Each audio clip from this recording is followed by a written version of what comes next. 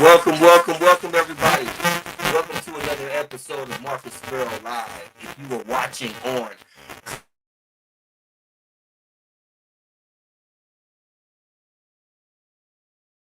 clickbaity political thirst trap, please like and share. If you're watching on Marcus,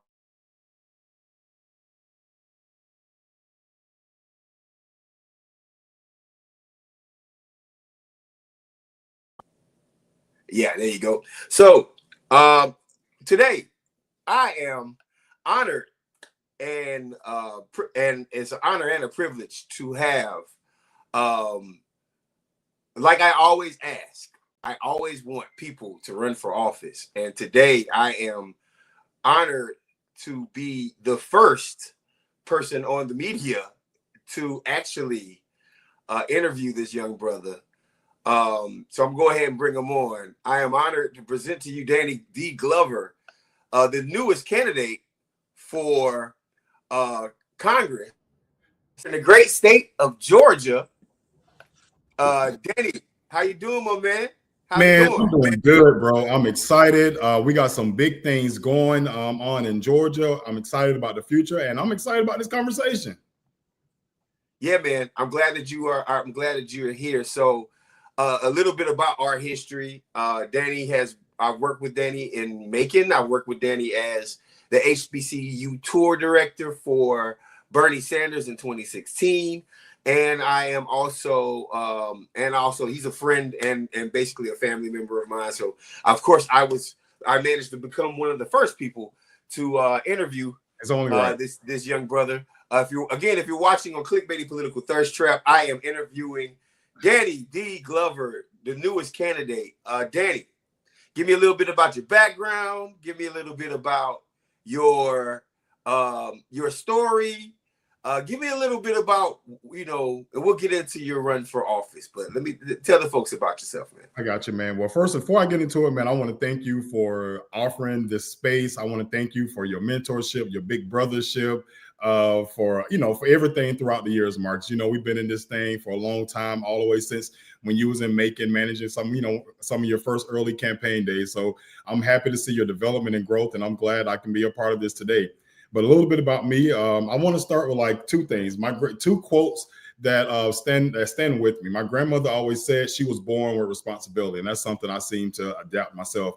And my granddad always said, when you recognize something as a problem, that problem becomes yours to fix.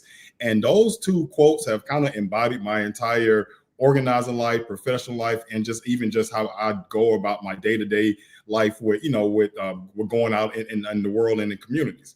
And so, but just to get into my story, I'm born in Macon, Georgia, on the south side of Macon, Georgia. I was born to the Barbara Glover and Irvin Johnson. But I was raised primarily by my grandparents, Mattie Sue Glover and Smokey Glover. That's who kind of instilled my values. That's who kind of, gave me that push. Those are the people that made me be in 4-H. My grandmother made me go to Georgia Boys State. She paid for me to go to the National Young Leaders Conference in D.C. because, she saw something in me.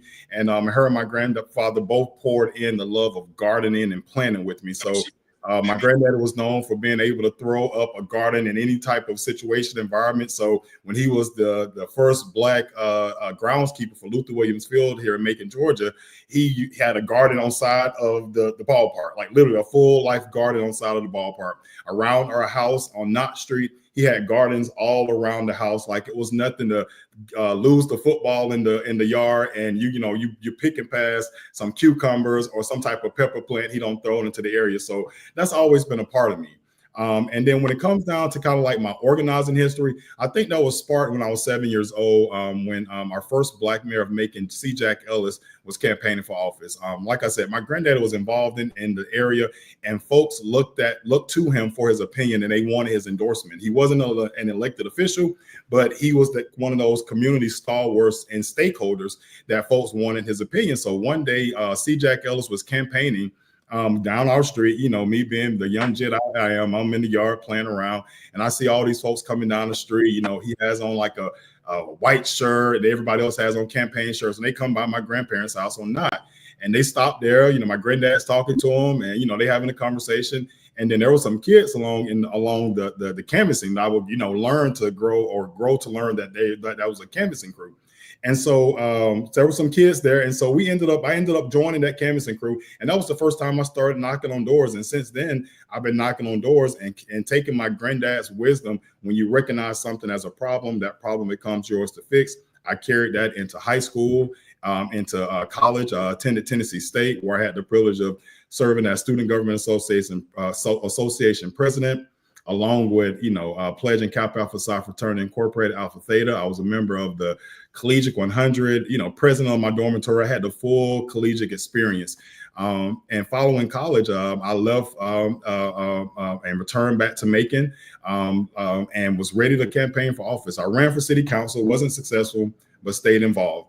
At that point, I became chairman of the Democratic Party during the Obama years, and that was my first time experiencing real kind of professional campaigning, if you want to say it like that or whatever. And so I served as Democrat Party chairman for 2 years during the Obama years. We were able to win that election, and we were proud to increase turnout during that time period or whatever here from Macon-Bibb, Georgia. But just to kind of speed it along, I just started working on campaigns. I knew I had a gift. I knew that, that I knew how to organize people. I knew how to do it in a way where it wasn't abrasive. I hated folks coming into my community and just kind of parachuting into the area and just pretending like they're the experts. They all of a sudden know everything about what's going on and how to do this and how to do that. And that's something I never wanted to do as I went along my organizing journey throughout the country. And so I've been privileged to have, I've had the privilege to be able to work in Nashville, had the privilege of being able to work in Memphis with the Ford family and Kimball Ford. I've had the privilege to re-elect the mayor of Denver, past mayor of Denver, Michael Hancock, twice, and also served as his senior advisor on his staff. And that was during the COVID years. And so that was pretty wild in and of itself. That's a whole nother podcast. I've had a chance to work here at home with Stacey Abrams and serve as her Central Georgia person. She actually launched her campaign from my neighborhood, from my childhood home. I've had a chance to work on the IE side with March On and helping to push Senator Warnock across the finish line, and then had the privilege of working in his office and serving as his constituency affairs director or organizer for the Central Georgia region. And so I'm not new to organizing. I'm not new to the campaign space. It's something I'm good at. It's something I've always knew I've been doing it. I didn't fall into it by happenstance. I always knew I would be doing what I'm doing now. And I know folks like to kind of crap on the political science degree and saying it's worthless and, you really can't do anything with it. But I don't believe in that. I haven't made the type of money that, my counterparts on the other side are making, and the counterparts that may not look like me are making, but I've done pretty well with this.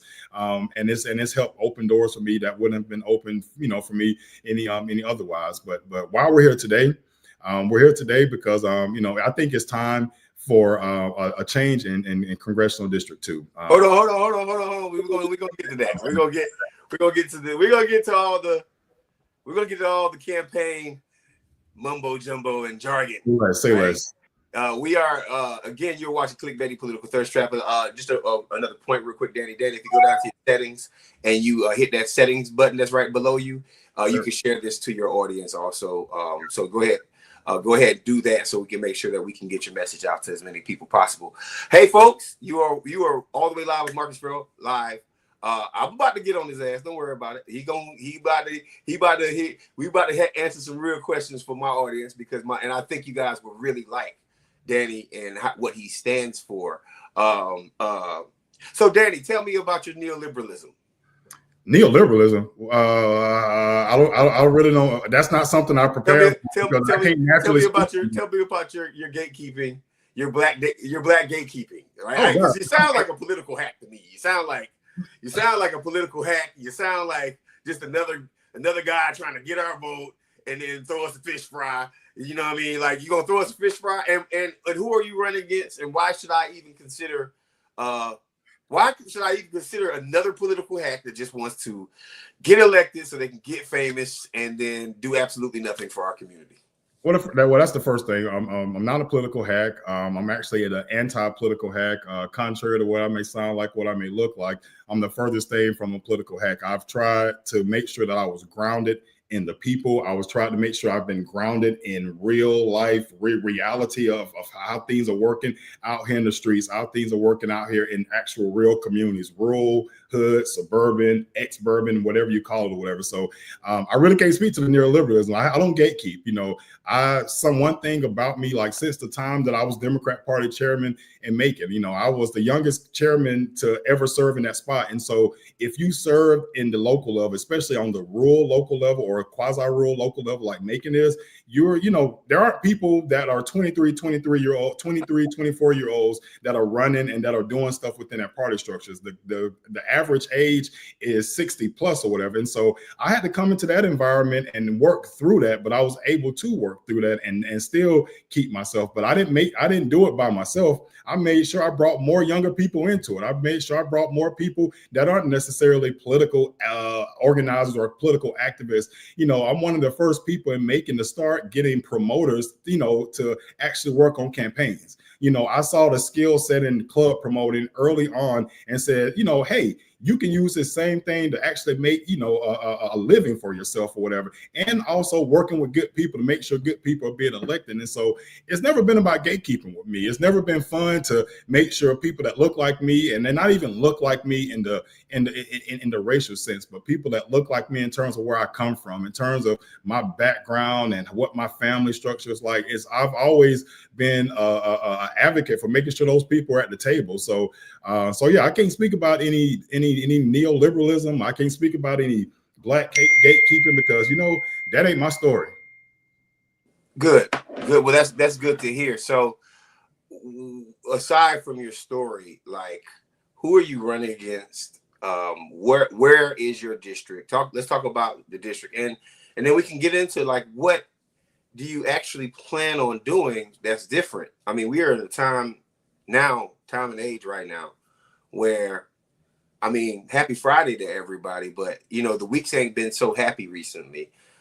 If you watch my channel and you watch Clickbaity Political Thirst Trap, or you watch Marcus Ferrell Live channel, you know, as my viewers know, that I am not the biggest fan of the Democratic Party. I am not the biggest fan of Republicans. And I think that we need different people. And I always preach that we need real people to run for office. It's something that I consider serious, right? So, and more of the same is something that I don't think your district needs. I don't think any district needs, right? But yet and still the same people, the same Democrats run, the same Republicans run in their districts, and nothing basically changes. So talk to me about your district, where it runs from, where it runs to. Talk to me about who you're running against, and also talk to me about some of your future plans. And I have a list of questions that I'm going to ask you after you go through this. And also, audience, if you're watching, you have any questions, listen, right now is the time.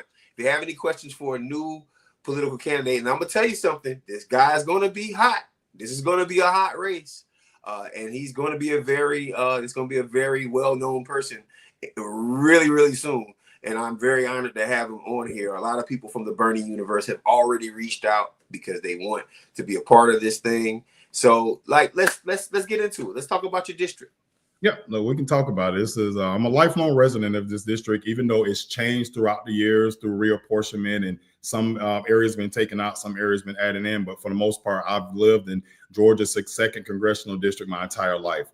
My district includes, and I'll go kind of in population order. You got the most populous city being Columbus, Muskogee County. The second most populous area being Macon-Bibb County, my hometown. The third most populous area you have Albany, Doherty County. The fourth most populous area you have Americus, Sumter County, and then the fourth most populous area you have Thomasville, Thomas County, Georgia.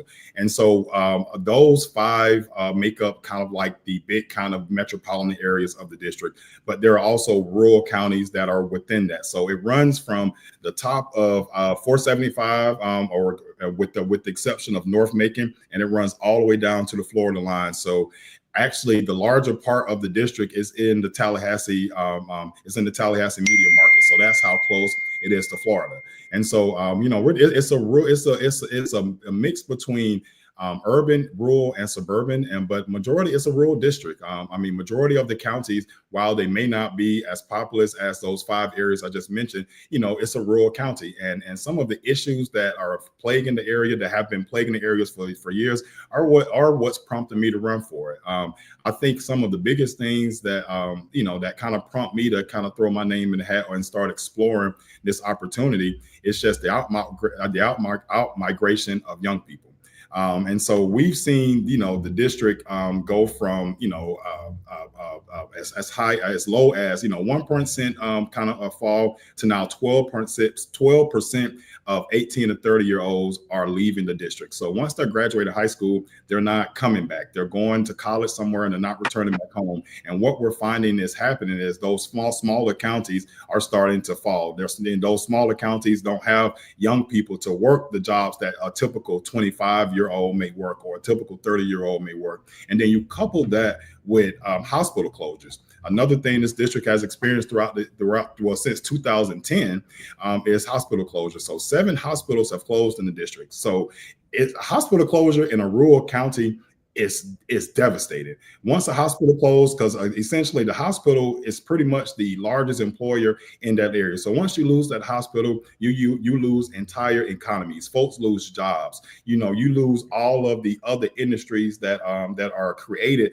around hospitals. The areas where the hospitals are, where that normally had restaurants that the doctors and nurses and other hospital professionals would go to, they're not closing because they're not seeing that foot traffic. And then most importantly, a grandmother, a grandmother that gets sick or has a stroke, at 12 o'clock at night, there's a difference in her traveling, those 7 critical minutes to her local hospital or having to travel 30 minutes to the next closest hospital because that's the only one available. So there are some real issues plaguing this district. And I just feel like, it's time for a new voice to push these things forward. And so I'm running against a longtime incumbent. His name is Sanford Bishop.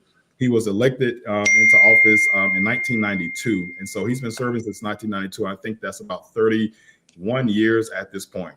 And he served, I don't have any bad things to say about him. This isn't a I hate him type scenario or whatever, but I just feel like I'm the best person moving forward that can move these issues forward. And so when I look at the district, and when I look at over the totality of a 30 to 31 year period, I look at, trends. When he first got in office, the district's Democratic Performance Index was 63%. So 63% of Democrats were turning out in 1992. And what we've seen from 1992 to present day is a backslide of Democrat Performance Index. Democrats are not performing as high as they did in 1992. Now, that's partially because of reapportionment. That's possibly because of depopulation and out-migration of folks or whatever. But regardless, where we stand today, a traditionally safe Democrat district, a district that's been carved out, that has some of the blackest, it's the blackest district in the state, it's the heart of the Black Belt, it's now performing at 53%. And what that tells me as a lifelong Democrat or what have you is this district is on the danger zone. It's in the danger zone. All it takes is a well-funded candidate, on the other side, and this could go from a strong, safe D district to a district in the hands of another party. So that's serious to me because I know what it means, and I know what that feels like, and I know what those voters within that district expect or whatever. And so all of that coupled together are why I'm offering myself to explore this opportunity right now. And we can get into some of the more granular issues, but those are kind of like the bigger 10,000 foot issues. When I look at this district, when I look at the race, when I look at the candidate, and when I look at the future of where we're going, it doesn't paint a very, very bright future going down the same road. I think I said on my Twitter, we can't, afford a representative that's on autopilot. Like when you're driving, you can hit that stretch of highway where you can go autopilot, you can go cruise control or whatever you're going to do, and it's going to drive whatever. But once you get in traffic, once the mountain starts curving, as I've seen them curve in Denver, once the Mississippi River starts curving, as I've seen in Jackson and other places like that, you can't go cruise control. You can't go, you can't go autopilot. You're going to have to put your hand on the wheel, focus on the road, and focus on the matter at hand. And that's why I'm offering myself. I want to keep my hand on the wheel. I want to focus on the real issues, the real problems and the real problems facing the issues, so that we can get to a point where we're cruising and we're on cruise control. And cruise control is everybody's making money. Everybody's making a livable wage. It's not $7.25.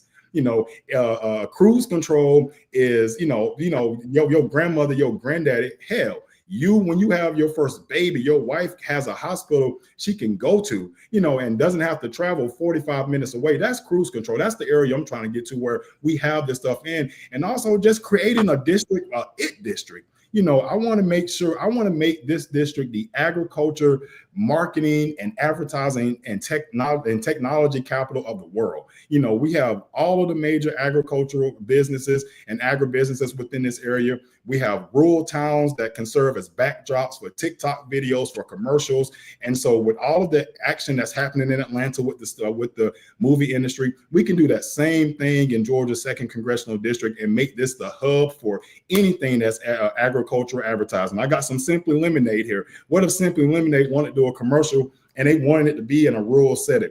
Well, we're going to send them to Sumter County. We know exactly an area that they can go in Sumter County that has all of the equipment, and they can get all of the rural background and settings they want. So that's a little snapshot of what I bring to the table and how I'm looking at this run in this district. And again, so Danny, before you continue, specifically for my personal political viewpoints, but especially folks who are watching clickbait, and I'm going to bring up the topics that we talk about on clickbait, sure, and on Marcus Ferrell Live. Will you introduce a reparations bill, and will you support the current bill of HR 40 elected?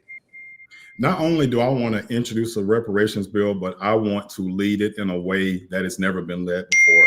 I think one of the major issues we're finding with the reparations bill and why it's been stagnant in Congress is you don't have an organizer in a room. You don't have somebody that can look at the situation, that can look at the problem, assess every part of it, identify all of the stakeholders, and take that and run with it. And so, yeah, I don't have any issues leading and putting my name on it. And not only, I'm not leading it just for sake of leading it, but actually leading and putting the work and the organizing efforts it takes to make it happen.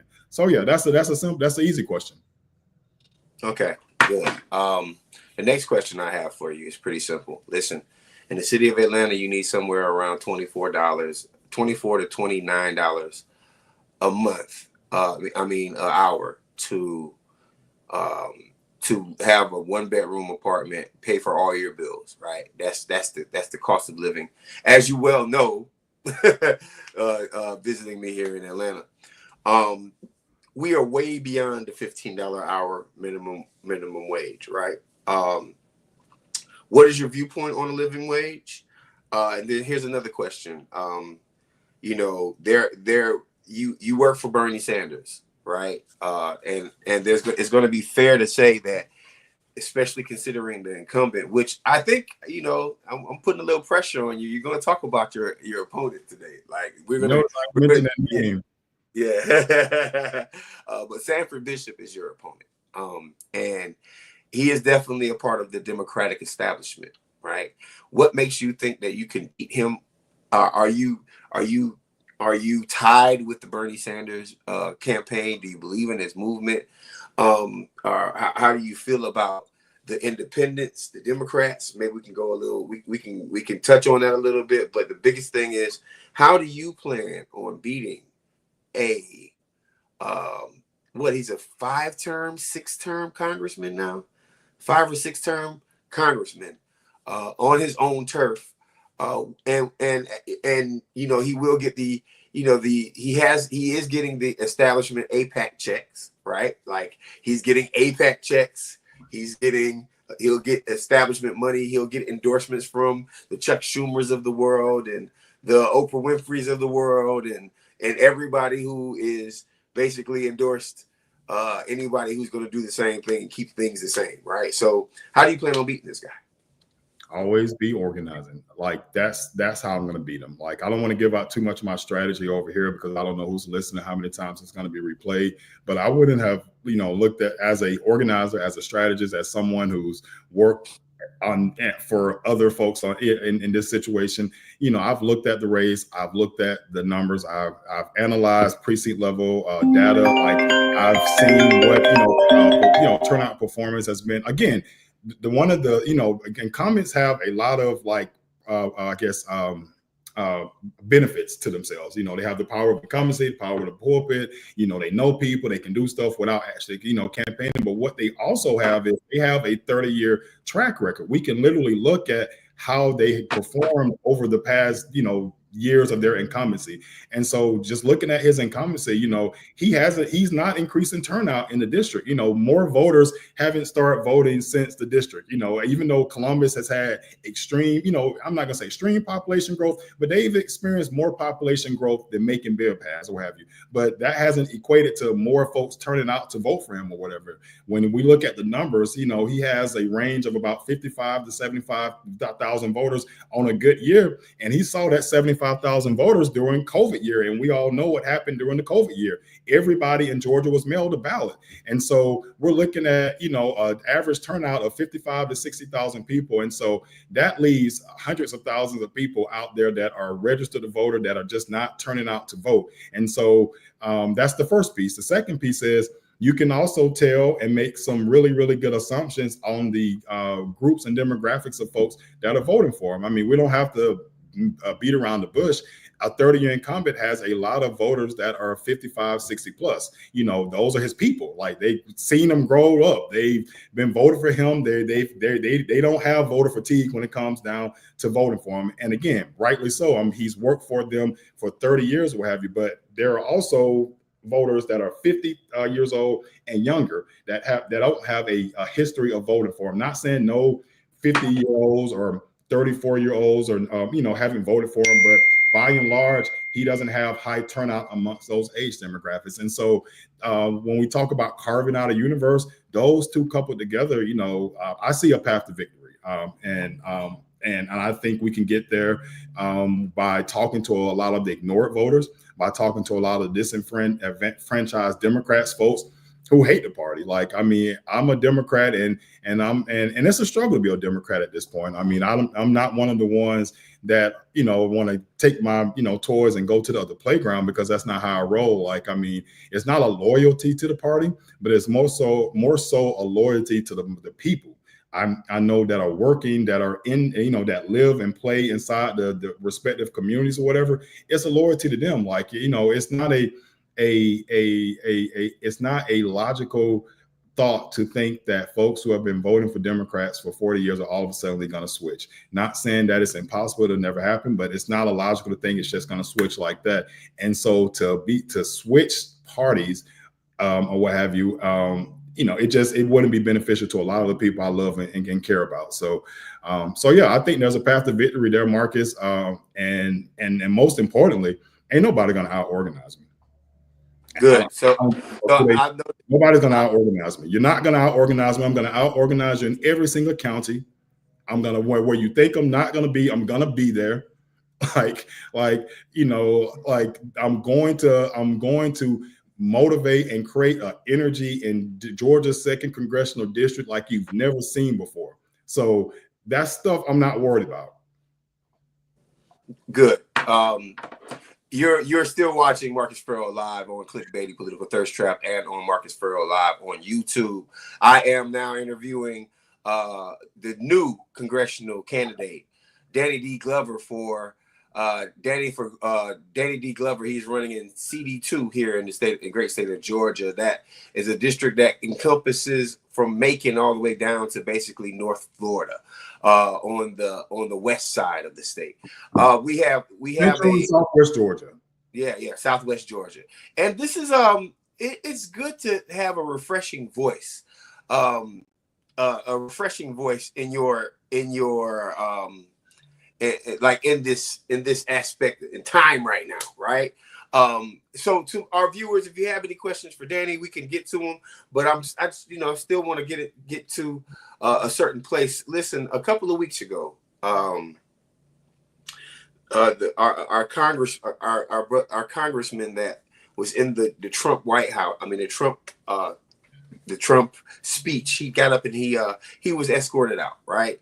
And it sparked a moment where it made me think, um, like, do we have enough fighters, right?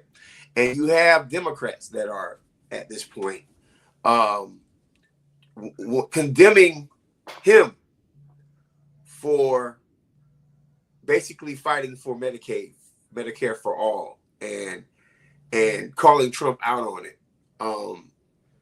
And everyone seems to want to ask for civility, right?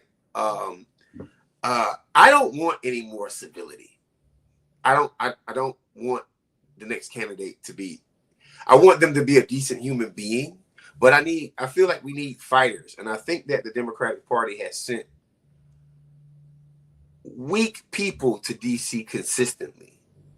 So, talk to me about your fight.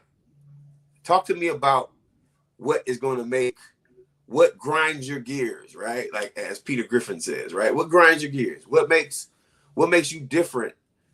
And why should CD2 replace Sanford Bishop with you when it comes down to the fight? The fight itself. I'm laughing because, like, you know, that's literally been like the story of my life. Like, has been fighting, has been speaking truth to power. Like, you know, like even when it comes down to the local level and making, you know, my reputation, you know, is one that, you know, you ain't finna mess with Danny Glover, or you're not finna screw over Danny Glover's people. You ain't finna, you know, you're not finna screw over the South Side of Macon. You know, you're not finna screw over Black people, you know, and stuff of that nature. So I've always been a fighter, but I've always been a person that knows how to pick and choose my battles. I know when to fight and I know when not to fight.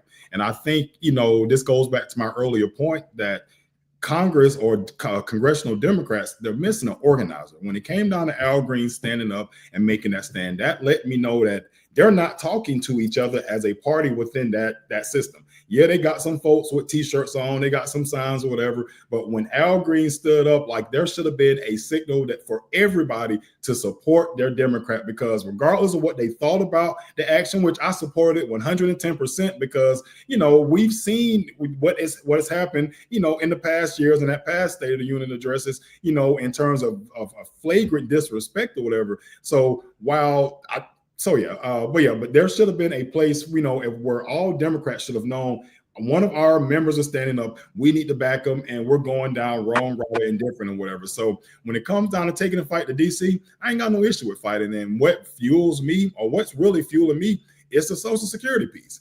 I mean, I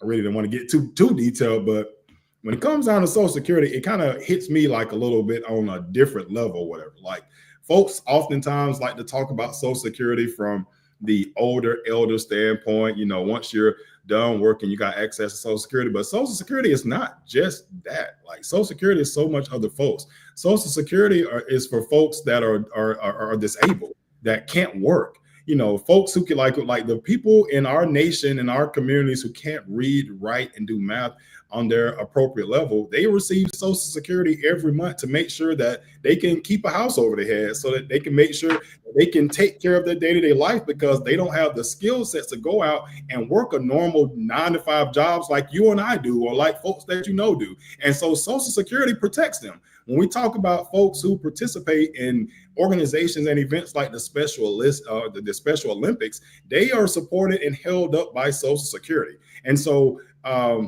that directly speaks to kind of like me and who I am. I mean, my mom and all three of my siblings, you know, they all rely on Social Security for those various reasons I just spoke about. All right. So Social Security has always been a part of my life. I've always growing up, I've seen my grandmother with hundreds of papers. I remember they used to be pink and yellow and white spread all over the paper, making sure that, you know, she got everything right. She accounted for every single dime, because she knew that if she didn't account for every single dime, that would mean that those checks would get cut off. And now she has to figure out how she has to pay my mom's bill at a separate, completely, separate house. So I know what Social Security does, and I know how Social Security benefits families who don't have, you know, my mom wasn't a college graduate. You know, I don't have sisters that went to college. I'm the only one that went to college. I'm the only one that can read, write, do math on my appropriate level. Everybody else has to depend on Social Security. So when we talk about shit that pisses me off and fuels me, is that piece. Is when you look at Social Security as just a mere budget that you can cut, when you look at Social Security as just a program that's overinflated, and and don't get me wrong, there are some areas where we can make cuts, where there are some ways going, and with some of these people that are serving as contractors for Social Security. But when it comes down to it, by and large, you have to handle Social Security with delicate hands, with white gloves. You can't just go in there slashing and gashing, because slashing and gashing means somebody's not going to be able to pay their light bill. That means somebody's not going to be able to, pay their rent. That means families are going to fall to the ground as a result of it. So that's what kind of fuels me. And again, like I don't like to talk about it. Like I've never been one to have to say, if you make me mad, I'm gonna do this. I'm not that person. But yeah, I'm not that person. So, well, you're gonna have to talk about it now because you're running for office. So that's true. Yeah, NYC Playboy 78. Well, I think that, Marcus. No, I want it to be you're gonna know from my actions. Like, you're not gonna know from me talking about it. You're gonna know that, like, okay, I see that he means business. Oh, I see that it's not just I see that somebody's lit a fire up under this guy's ass, that he's all on Elon, he's all on Trump. So it ain't gonna be me talking about it, because again, I don't think our people in these districts, and I'm real careful about saying what they want, because I haven't, got my license to organize yet. I haven't gone to all of the counties within the area to be able to say that, speak on behalf of them. But I feel strongly that our people are tired of the speaking. They're tired of the one-liners. They don't want me to be some jazzy mouth, sassy mouth person that's just giving these one-liners that are going to make, everything go viral and make everybody. They don't want that. They don't want that. They know that's superficial. They know that like my grandma used to always say, it don't amount to a hill of beans. All right. And so I'm not trying to give no talk that don't amount to a hill of beans. And so it's going to be about action. And I'm proud of my career and background organizing. Like, I've always been about action. So if you're watching, folks, his county includes Baker, Bibb, Calhoun, Chattahoochee County, Clay County, Crawford, Decatur County, Dooley, Daugherty, Early, Grady, Lee, Macon, Bibb, Macon, Marion, Miller, Mitchell, Muskogee, Peach County, Quitman, Randolph, Shealy, Seminole, Stewart, Sumter, Talbot, Taylor, Terrell, Thomas, and Webster. These are the ones that are included in this county. Listen, man, if you were to become the next senator from CD2, when you become the next senator from Congressional District 2, are you planning on introducing legislation? Are you planning on, like, what will be your top priorities in DC, either to fight for, to introduce legislation for? And of course, we know how this goes, right? When you run for office and you say the magic words or the magic term, introduce legislation, people look at you like, dang, this brother, this brother, he's not effective, right? Or he is effective, right?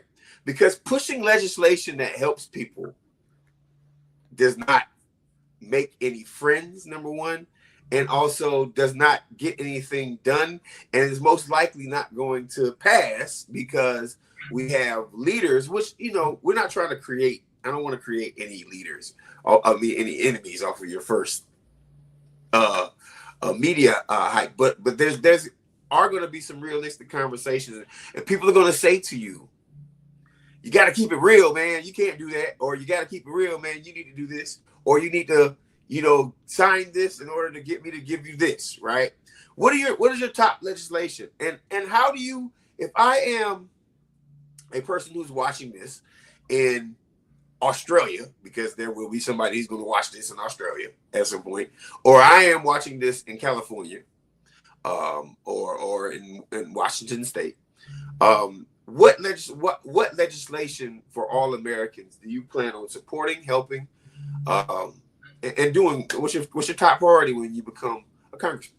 Got it. So, and again, that goes back to me getting my license to organize and having to go through all the counties or whatever. But I do have some stuff that I care about. I do have some policies that I want to push for that'll benefit the district, and also benefit the entire state of Georgia. One of the first ones I want to go and help add my name to is we got to have Medicare for all. Like there's no other way to solve the fleeting experience of hospitals we're seeing happening in our rural counties. I talked earlier about what that does to the entire county. I talked about how that devastates the local economy. I talked about the health, the negative health benefits that it has on those counties. So not pushing for Medicare for all is a disservice to that entire district. There's no other way that we can stop hospitals from closing. All right. So we've already lost 7 since 2010. And so that'll be one of the first ones that I want to not only add my name to, but push forward. And I want to do it in a different way. I've thought about it a little bit more, and I can stand to have some deeper research on it, but I want to take it from the people.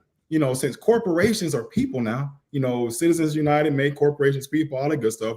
We got a lot of corporations in this district that benefit directly from the power of workers. All right. And so I want to work with these corporations and get these corporations at the table to make Medicare for all a issue for them. Because when you think about it, if I'm working at Tyson Plant and I got migraine headaches that I'm suffering with, I can't go to the doctor because I don't have health care. That affects, how I operate within that plant. That affects how I operate on that line or what have you. And so and in large, that affects the output that company is expected to receive. So Medicare for all and not expanding this and watching our hospitals close, it is a problem for these corporations. And so, since y'all are people now, we need to start putting the corporations at the front of this and making it about their bottom line as well. So it's about the bottom lines of the people, but it's also about the bottom lines of the corporations. And I mean, just imagine, folks have been fighting and wanting Medicare for all for decades now at this point. But imagine you got the top Georgia corporations. Georgia leads the nation in agricultural production, from peanuts to pecans to watermelons, all over the place. Imagine when those top corporations say, hey, we want Medicare for all. Imagine when they put their dollars together and start working against candidates that are not supporting Medicare for all. Then it becomes a huge issue. So that's the first thing. The second thing I want to do, and again, these are all policies that are germane to Congressional District 2. I'm going to be Georgia first when I get up there. That's one of the first things I want to say. I'm Georgia first. I'm Georgia's second congressional district. Those are the people I'm working for. I'm not working for the agribusinesses. I'm not working for, interest groups. I'm working for the citizens of Georgia's second congressional district. And so the second thing I want to do is I want to infuse our economy. Right now, if you look at, the drop in AMI, I always start with 1992.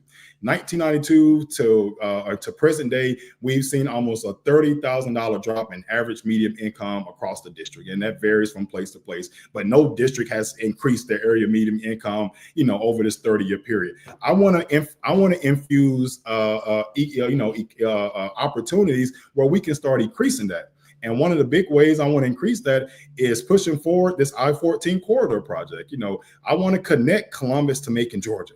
We all know the dollars that are created, that are pulled down from DC with the Federal Transportation Administration and other places, and what that can do for those local communities. And again, this is Georgia's Black Belt. So these are Black mayors and Black commissioners and folks that are in our community that are going to be, receiving these dollars to build that stretch of interstate through their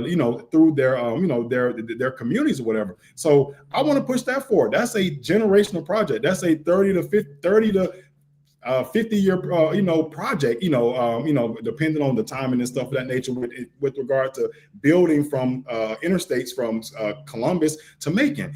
That also kind of branches off to some military, that connects Georgia's Macon's. I'm sorry, the Georgia second congressional district's military bases together as well. And so those are two that I'm looking forward to fighting for, just off rip, because I know that they'll have direct benefit in the district.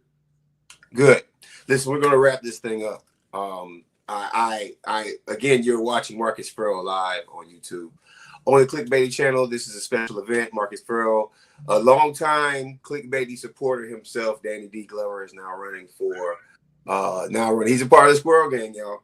And now he is running for Congress, just like I told you to do. You who are watching, I've said this to you many times. I've said it to my ex-wife. If you ever watch me again, please run for office. You're one of the smartest women I know. I've said it to many of my friends and family. You need to run for office.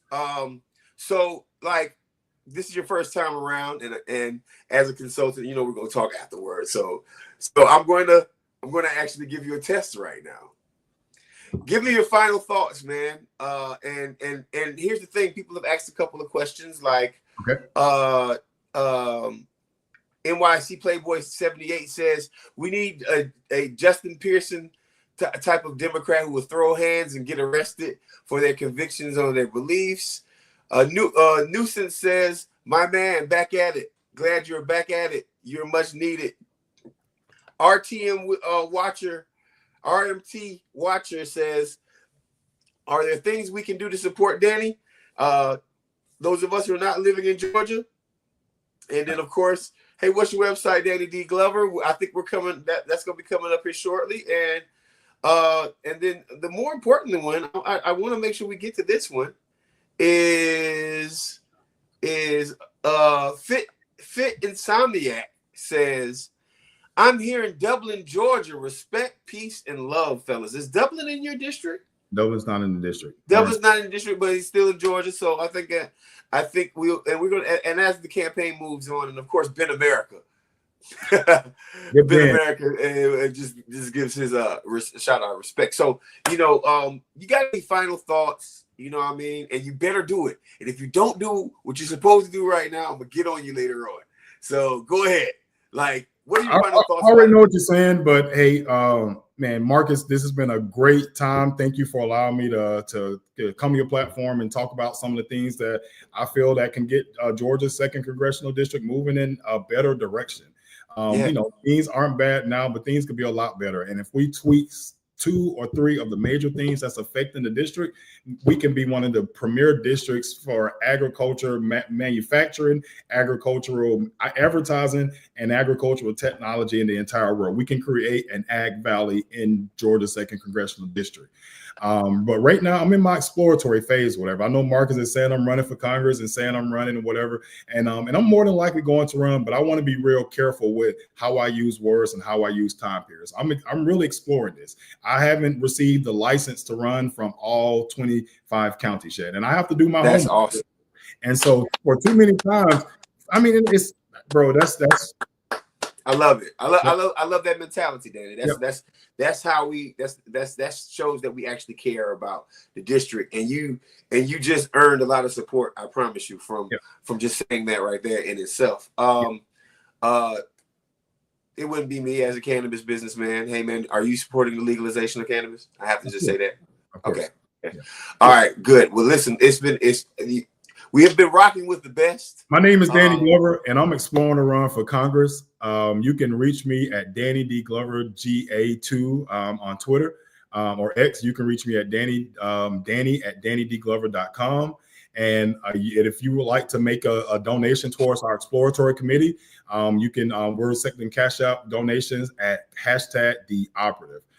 For, as you know, we have a threshold to get to $5,000. Once we get to $5,000, that's when we'll officially file to become an official committee. So we are now on the goal to raising $5,000 so that we can, you know, say that, you know, we can actually raise this money. So I would love to have your support. I would love to have your prayers. If you're in Georgia's second congressional district, I would love to have your vote. And if you're a supporter of all things working class people, if you're a supporter of all things dealing with engaging and organizing folks who have been ignored, who have been disenfranchised, and who are quite frankly pissed off with the brand of democratic politics that we've been receiving, tap in with me.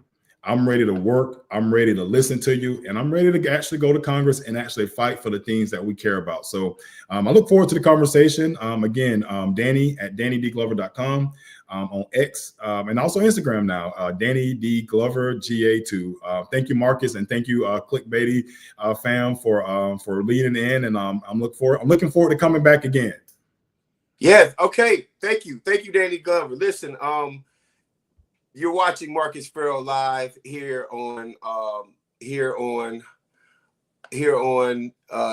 Political Thirst Trap. We just had the great guest Danny D Glover, and just a spectacular candidate, spectacular, phenomenal person, very close friend, my little brother. We argue, we fight like brothers. So I'm just so proud of him, and it's a very good thing that he's running for office. Again, like, share, subscribe. You've watched Marcus Ferrell live.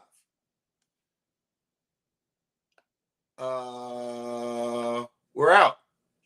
Take a look at this cool banner I made, y'all. I can't even add it right now. Anyway, we're out. Peace. Thanks, guys.